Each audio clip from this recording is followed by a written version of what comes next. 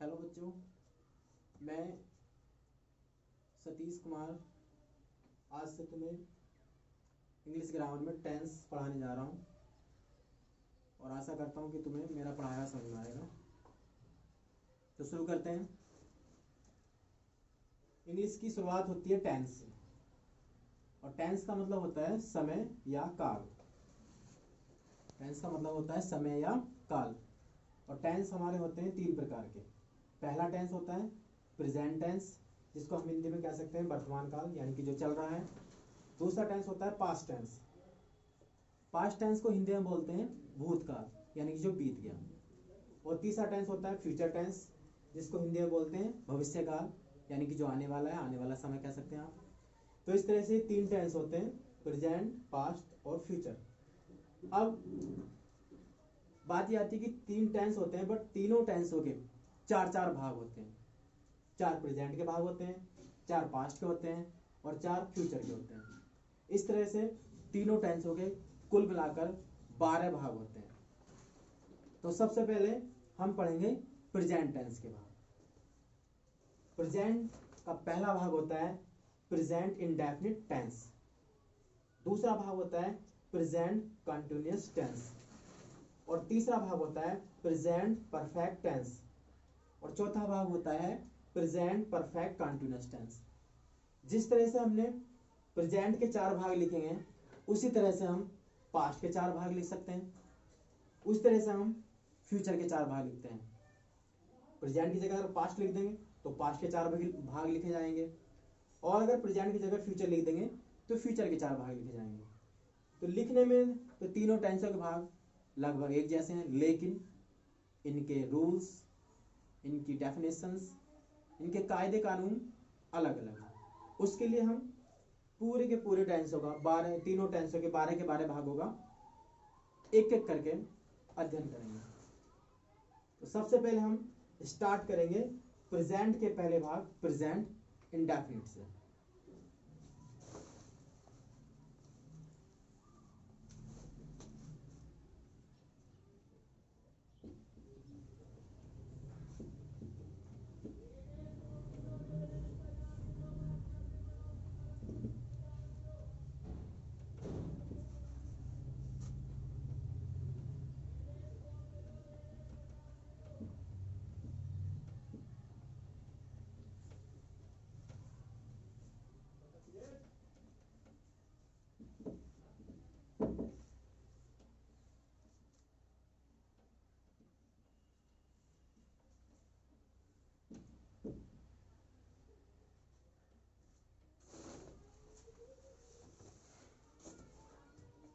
सबसे पहले पढ़ेंगे हम प्रेजेंट का पहला भाग प्रेजेंट इंडेफिनिट।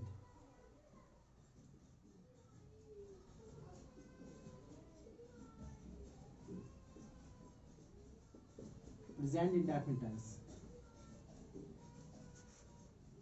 देखिए बच्चों, कुछ बातें क्लियर कर लेते हैं। तीन टेंस होते हैं और तीनों टेंसों के चार चार भाग होते हैं, यानी 12 भाग होते हैं। तो हर एक टेंस की अपनी अलग पहचान होती है और कायदे कानून होते हैं। तो सबसे पहले हमें हर टेंस की क्या याद होनी चाहिए? पहचान याद होनी चाहिए। तो सबसे पहले हम क्या लिखते हैं? पहचान लिखते हैं।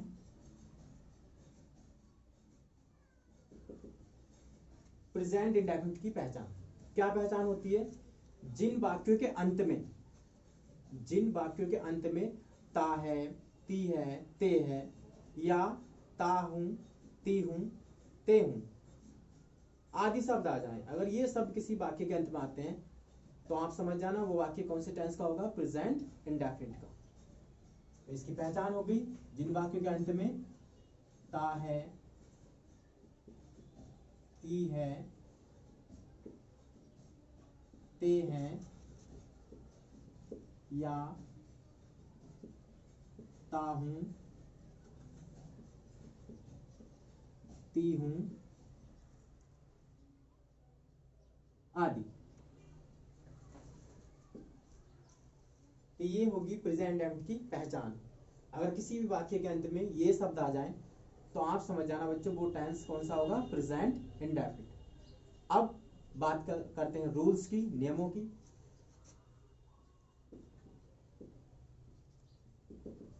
ध्यान से अगर आप वीडियो को देखेंगे तो आपको आज टेंसों से शुरुआत की है मैंने, सारी ग्रामर जो कुछ भी मुझ पे आता है वो सब कुछ आपको मैं बताऊंगा और पॉइंट टू पॉइंट समझाऊंगा।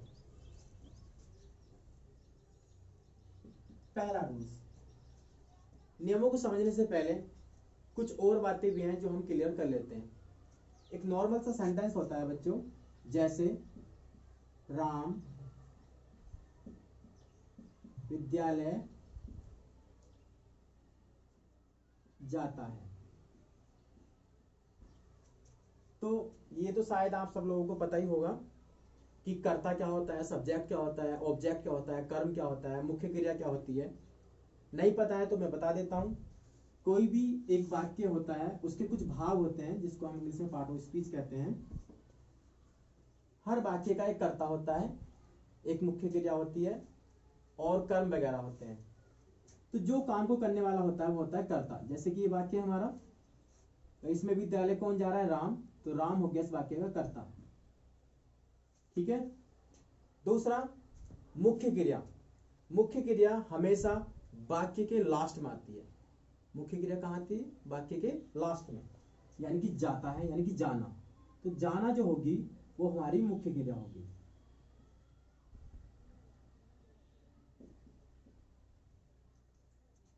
अब एक वाक्य में होता है कर्म। कर्म जिसे इंग्लिश में बोलते हैं ऑब्जेक्ट। कर्म होता है हमारा काम, किस काम को किया जा रहा है। तो जाने का काम कहाँ किया जा रहा है, विद्यालय। तो ये जो हमारा विद्यालय है ये हो गया हमारा कर्म। कर्ता को इंग्लिश में बोलते हैं सब्जेक्ट, कर्म को बोलते हैं ऑब्जेक्ट और मुख्य क्रिया को बोलते हैं मेन वर्ब।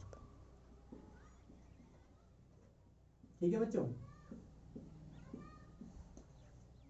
तो ये बातें आपको इसलिए बता रहा हूं मैं क्योंकि अब जो मैं आपको रूल्स बताऊंगा, नियम बताऊंगा, उनमें ये बातें आएंगी, कर्ता मुख्य क्रिया की बातें आएंगी। तो ये आपको क्लियर करना जरूरी था।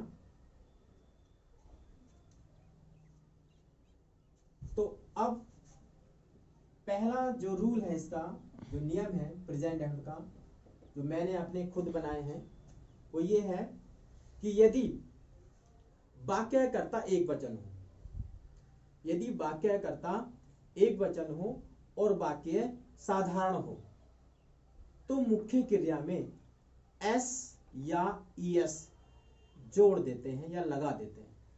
अब एस कब जोड़ते हैं मुख्य क्रिया में और ईएस कब जोड़ते हैं, ये मैं अभी आपको क्लियर करूंगा। फिलहाल आप ये समझ लीजिए, यदि वाक्य कर्ता एक वचन हो तथा वाक्य साधारण हो, सिंपल हो, तो मुख्य क्रिया में आप एस या ईएस जोड़ देंगे।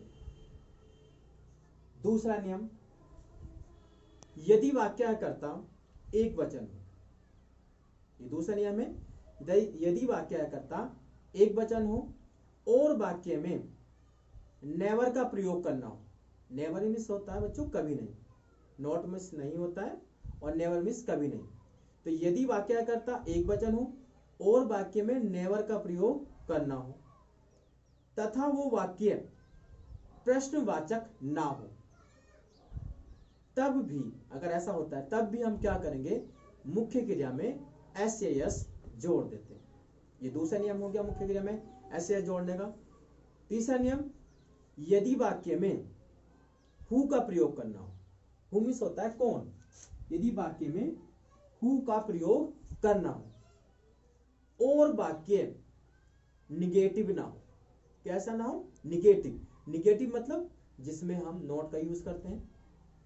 तो अगर वो वाक्य निगेटिव ना हो तो भी आप क्या करेंगे, मुख्य क्रिया में एस या एस जोड़ देंगे। तो बच्चों ये तीन नियम है मुख्य क्रिया में एस या एस जोड़ने वाले। अगर इन तीन नियमों में से कोई सा एक नियम किसी वाक्य में बिल्कुल फिट बैठता है तो ही आप मुख्य क्रिया में एस या एस जोड़ेंगे, अन्यथा नहीं जोड़ेंगे।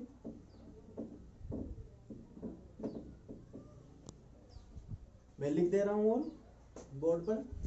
पहला नियम मैंने आपको बताया, यदि वाक्य का कर्ता एक वचन हो तथा वाक्य साधारण हो, सिंपल हो यानी। तो मुख्य क्रिया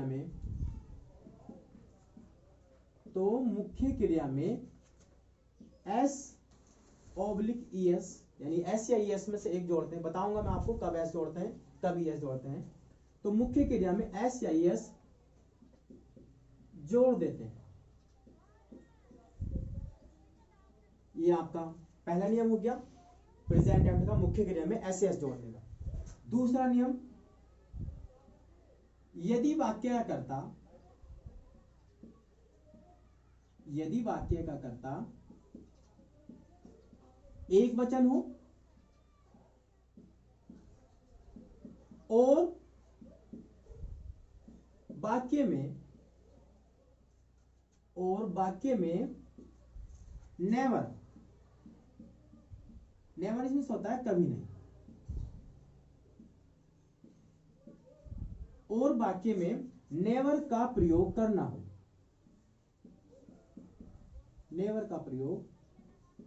हो,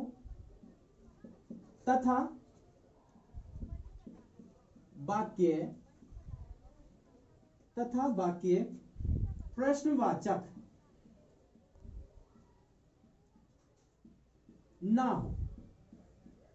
कैसे सुन लीजिए, यदि वाक्य का कर्ता एक वचन हो और वाक्य में नेवर यानी कि कभी नहीं की अंग्रेजी लगानी हो, कभी नहीं करनी होती नेवर, और वाक्य में नेवर का प्रयोग करना हो तथा वो वाक्य हमारा प्रश्नवाचक ना हो, तब भी मुख्य क्रिया में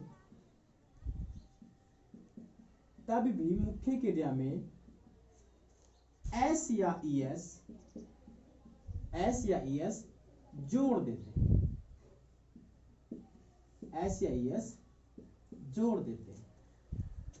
तो दूसरे नियम ये हो गया बच्चों, मुख्य क्रिया में S या ES जोड़ने वाला। अब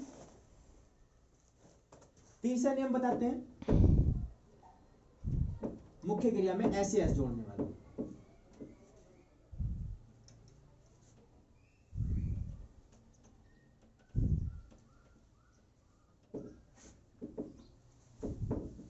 पहली वीडियो है बच्चों, ये मेरी पहली वीडियो बना रहा हूं मैं, और अभी संसाधन भी सारे उपलब्ध नहीं है।